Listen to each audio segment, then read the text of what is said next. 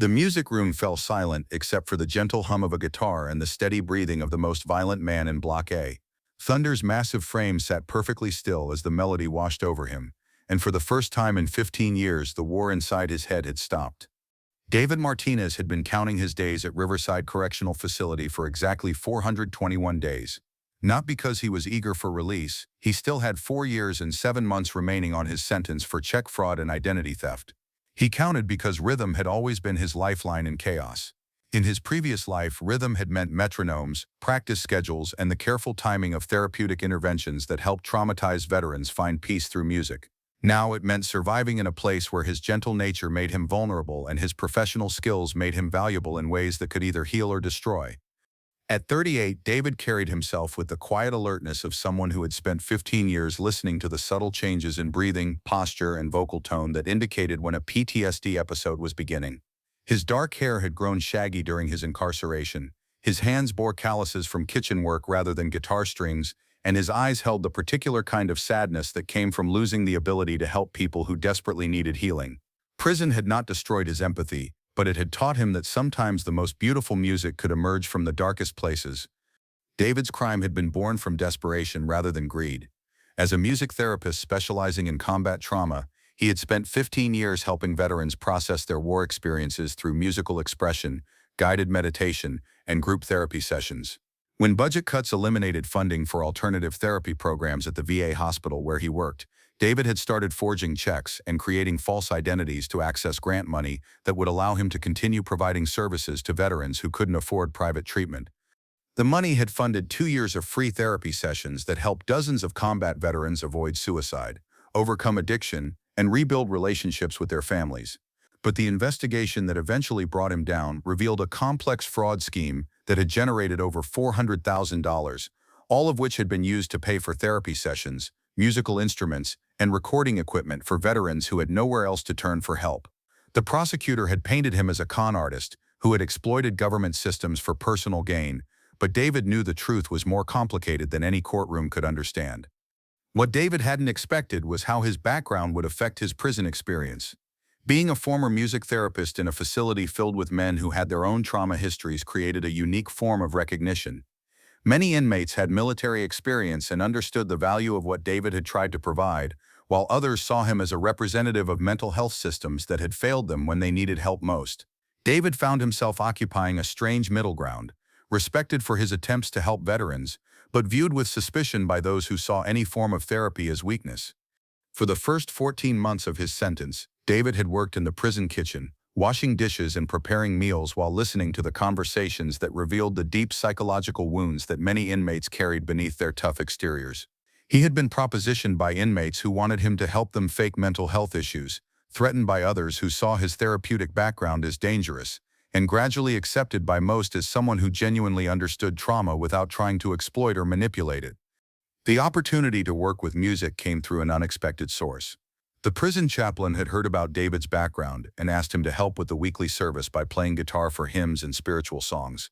David had initially resisted, understanding that any public display of his musical abilities might attract unwanted attention, but he had eventually agreed to help because he missed making music more than he had missed anything else from his former life. The chapel was a simple space with wooden pews, a small altar, and a battered upright piano that had been donated years earlier.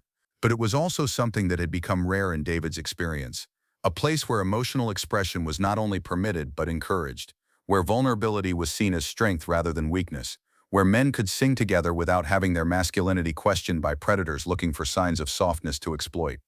David approached his musical responsibilities with the same careful attention to individual needs that had made him successful as a therapist. He learned which songs resonated with different groups of inmates, identified musical preferences that seemed to calm rather than agitate, and gradually developed an informal repertoire that combined traditional hymns with contemporary songs that spoke to the experiences of incarcerated men. But more than that, David discovered that music was becoming something he hadn't fully anticipated, a form of group therapy where men could process emotions they had been taught to suppress. It started with humming. Inmates who attended chapel services began humming melodies during the week, sharing songs they remembered from childhood, asking David about the stories behind particular lyrics. Some men began staying after services to talk about memories that certain songs triggered, experiences they had never shared with anyone, fears about their futures that they couldn't express in normal conversation but could somehow communicate through musical metaphors. Marcus Williams, a 31-year-old veteran serving time for armed robbery, had been one of the first to open up about his experiences. During a conversation after chapel service, Marcus had mentioned that he couldn't sleep through the night without waking up in cold sweats, hearing explosions that weren't there, feeling like he was still in Afghanistan even though he had been home for over 3 years. "The music helps," Marcus had said quietly. "When you're playing guitar during service, it's like the noise in my head gets quieter, not gone but manageable. I haven't felt that kind of peace since before my first deployment." David had recognized the symptoms of severe PTSD and understood that Marcus was experiencing the kind of auditory hallucinations and hypervigilance that could make daily life feel like an ongoing battle. David had started meeting with Marcus informally, using basic music therapy techniques to help him process his trauma without explicitly calling it therapy. They would sit in the chapel after hours, with David playing soft melodies while Marcus talked about his experiences, his guilt about violence he had witnessed, his fears about whether he could ever feel normal again. The music seemed to create a safe space where difficult truths could be acknowledged without overwhelming the person speaking them. Word spread through the prison with the characteristic speed of any program that offered genuine relief from psychological pain. Veterans throughout the facility began requesting informal music sessions, and David found himself providing what amounted to underground therapy services using techniques he had developed during his professional career. But the program's growing popularity also attracted attention from quarters that viewed emotional healing as a threat to the existing power structure. Lieutenant Colonel Thomas Thunder Jackson had controlled Block A for over 8 years through a combination of military discipline and controlled explosiveness that made him both respected and feared throughout the facility. At 45, Thunder stood 6 feet 4 inches tall, with a powerful build that spoke of decades of military service and physical training. His arms were covered in tattoos that told the story of 3 combat deployments, and his face bore the kind of controlled intensity that came from years of making life-and-death decisions under extreme pressure. Thunder had earned his nickname during his military service for his ability to bring overwhelming force to bear on any situation that threatened his unit or mission. But in prison, that explosive capability had been channeled into psychological control rather than physical violence. He ruled through strategic intimidation, using his military bearing and reputation for decisive action to maintain order among inmates who might otherwise challenge his authority. His power came from his ability to project absolute confidence and control, even when dealing with situations that would break most people. What bothered Thunder about David's informal music therapy sessions wasn't the music itself. It was the way they were encouraging men to acknowledge vulnerabilities that could be exploited by enemies. In Thunder's worldview, emotional expression was a tactical error that provided opponents with information they could use to cause maximum damage. Men who attended David's sessions were becoming softer, more introspective, less focused on the constant vigilance that prison survival required. The confrontation came on a Tuesday evening when David was alone in the chapel, tuning his guitar and preparing music for the following Sunday's service. He had been working in the peaceful space, surrounded by the silence that helped him remember who he had been before his life had been turned upside down, when Thunder appeared in the doorway without warning.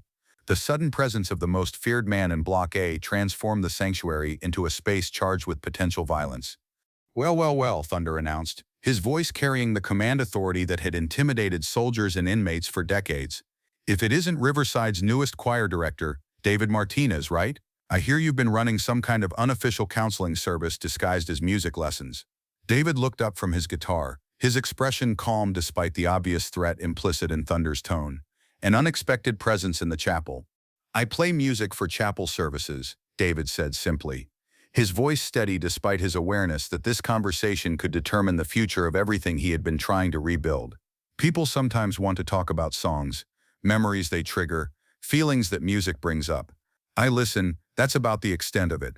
The response was delivered with the professional composure that David had used during difficult therapy sessions, neither defensive nor provocative, but clear and honest. "Feelings," Thunder repeated, stepping into the chapel and closing the door behind him. "That's an interesting word to use in a place like this, because from where I stand, feelings are the enemy.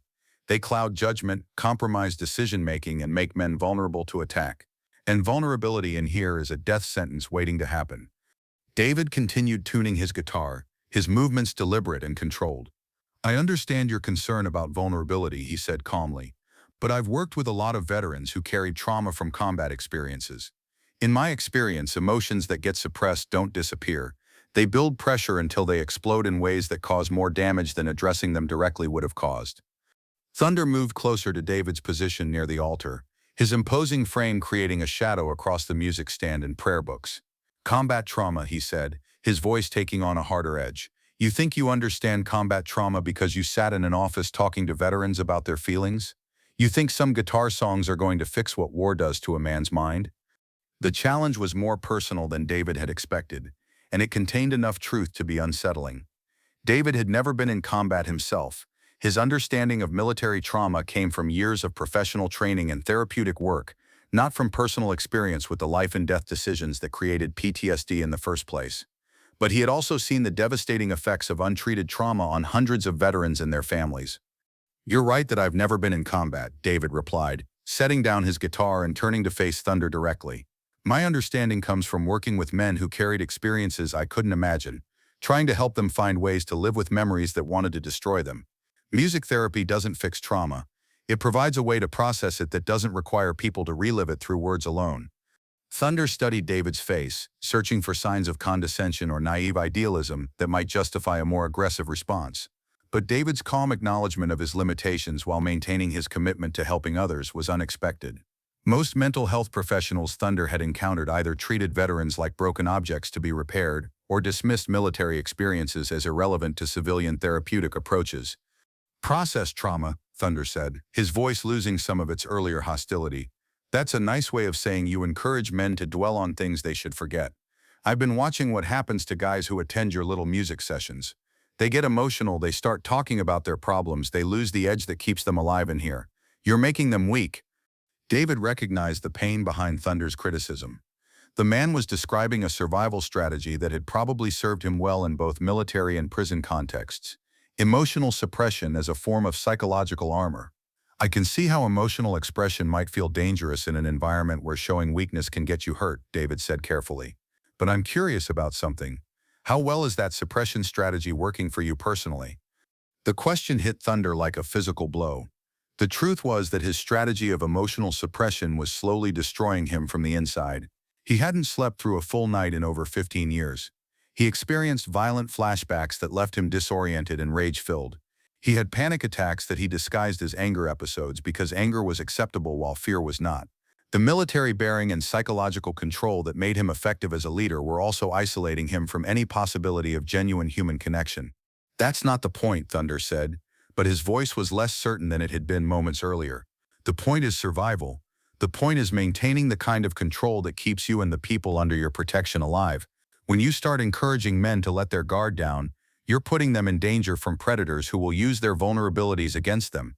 David found himself genuinely interested in Thunder's perspective on leadership and protection. The man clearly cared about the welfare of other inmates under his influence, even if his methods were based on control rather than healing. "That sounds like a heavy responsibility," David said, "taking care of everyone else's safety while managing your own survival.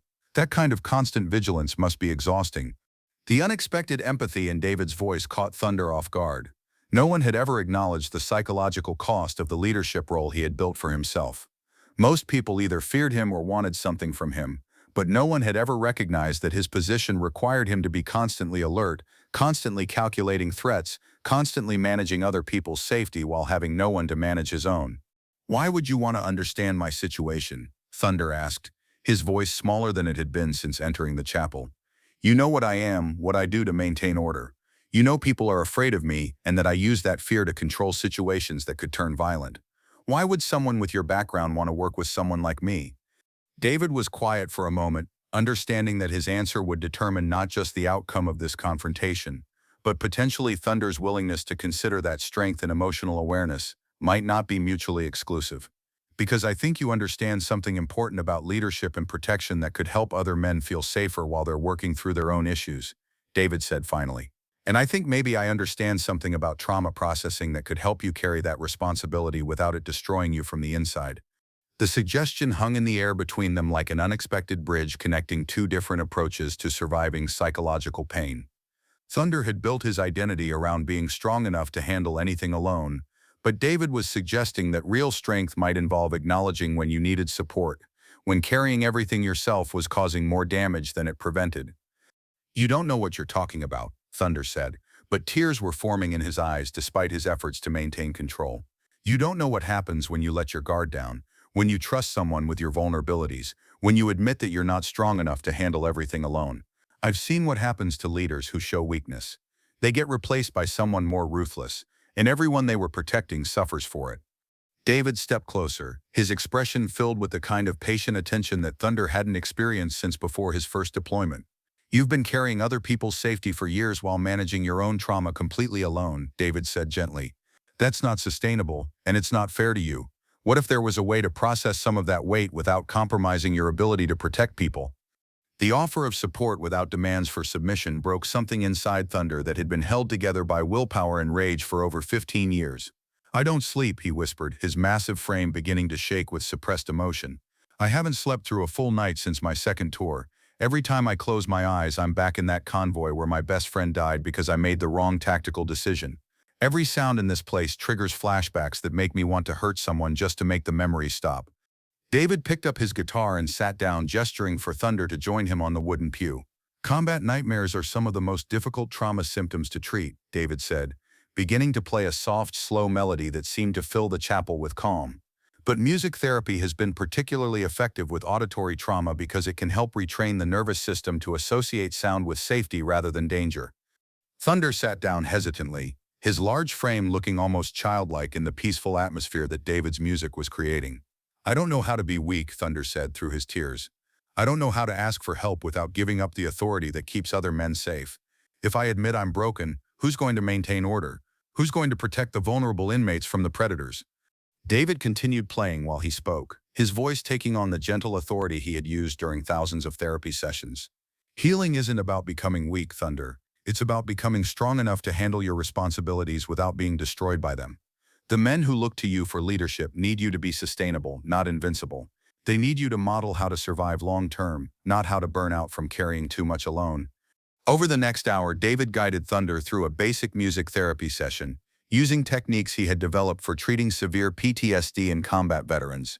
They started with simple breathing exercises set to gentle guitar melodies, then progressed to guided visualization where Thunder could imagine safe spaces while music helped keep his nervous system calm.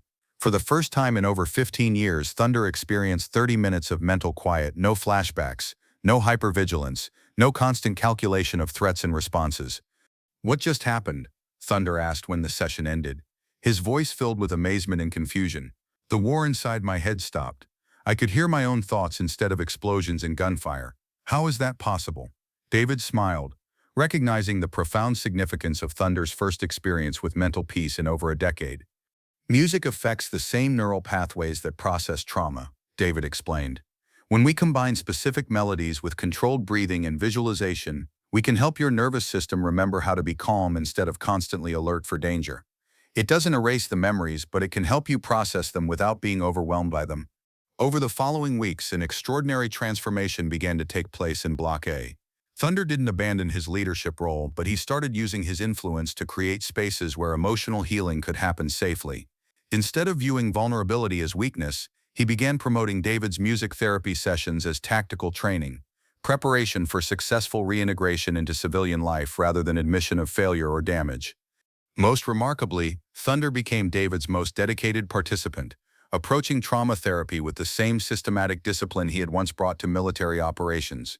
He attended every informal session, practiced the breathing and visualization techniques with military precision, and gradually developed the ability to sleep through full nights without violent nightmares for the first time since his military service.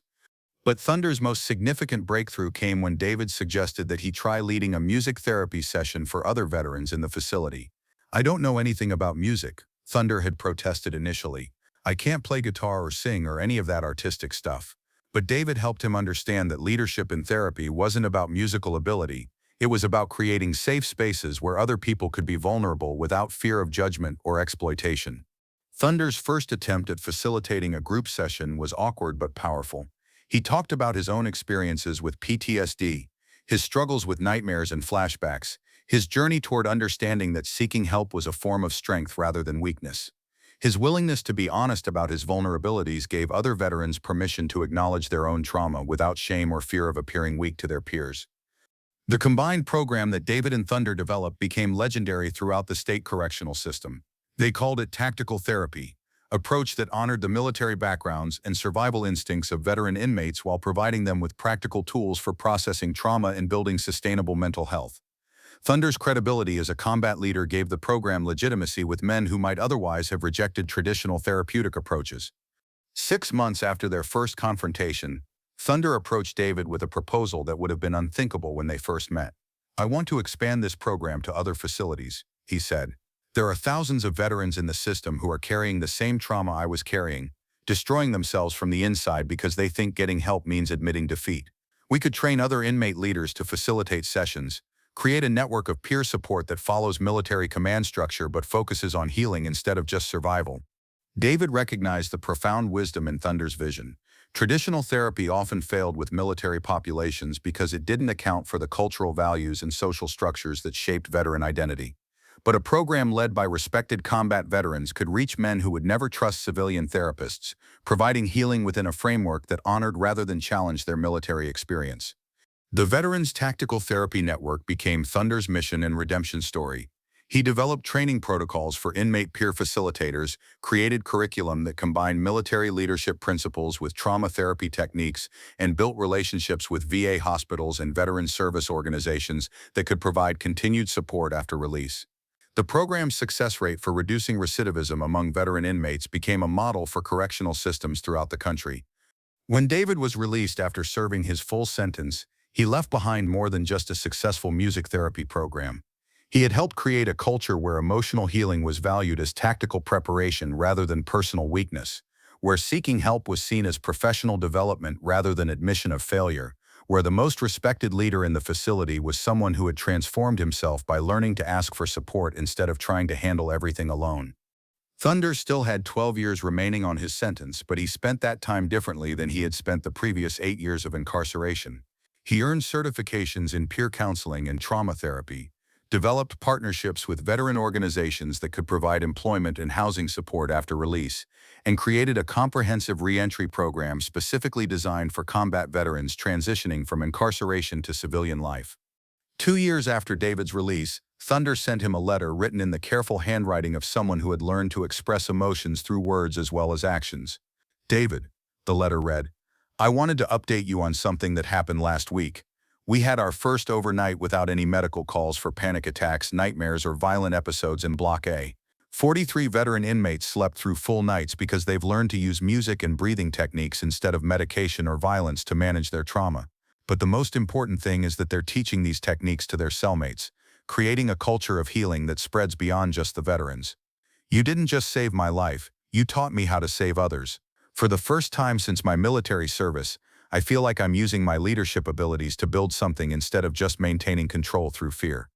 David kept that letter framed in his office at the Veteran Services nonprofit he founded after his release. A reminder that healing was never just about individual recovery. It was about creating communities where strength was measured by your ability to help others grow, rather than your capacity to handle everything alone. Because sometimes the most dangerous person in the room is someone who has never learned that asking for help is a form of strength. Someone who has accepted that carrying trauma alone is the price of leadership. Someone who believes that showing vulnerability means abandoning the people who depend on them. Years later, when people asked David about his time in prison, he would tell them about the chapel where transformation happened. One note at a time, one breath at a time, one moment of shared vulnerability at a time. Not the dramatic kind of transformation that happened in movies, but the slow, deliberate process of learning to see emotional healing as tactical preparation rather than personal weakness. Learning to understand that real strength came from building sustainable systems rather than relying on individual invincibility. He would tell them about Thunder, the combat veteran who had terrorized a cell block until he learned that his greatest leadership gift wasn't his ability to control others through fear, but his ability to model how to survive trauma without being destroyed by it. About men who discovered that processing emotions was a form of tactical training, that seeking help was professional development, that the strongest communities were those where everyone's welfare was protected through mutual support rather than individual toughness. Most of all, David would tell them about the lesson he learned in that makeshift therapy space, that music doesn't make you weak, it helps you find the strength you forgot you had. Because when you teach someone to use sound as medicine instead of trigger, you're not just treating their trauma, you're giving them a tool they can use for the rest of their lives, a way to regulate their nervous system when the world becomes overwhelming, a method for creating moments of peace even in the most chaotic circumstances. The strongest prisons are not made of concrete and steel. They are built from trauma, silence, and the belief that healing means weakness, that asking for help means failure, that surviving means carrying everything alone until it destroys you. But David Martinez learned in that prison chapel that every person deserves access to tools for processing pain, that music can be medicine when used with intention and skill, and that sometimes the most powerful thing you can do for someone, because when you give someone the ability to create moments of peace in their own mind, you're not just treating symptoms, you're restoring their faith that healing is possible, that tomorrow can be different from today, and that they deserve to sleep through the night without fear.